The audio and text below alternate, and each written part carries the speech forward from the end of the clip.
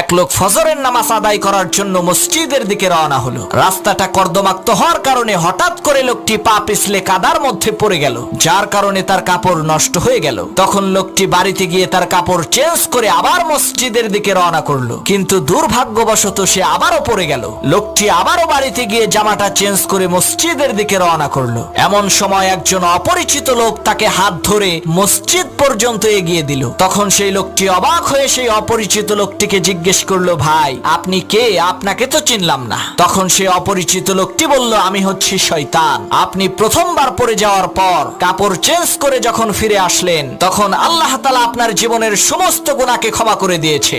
দ্বিতীয়বার যখন ফিরে আসলেন, তখন আপনার পরিবারের সমস্ত লোকদের গুনাহ ক্ষমা করে দিয়েছে। এখন আবার যদি ফিরে আসেন, তাহলে তো পুরো এলাকাবাসীর গুনাহ মাফ হয়ে যেতে পারে। এই ভয়ে আপনাকে মসজিদে এগিয়ে দিলাম।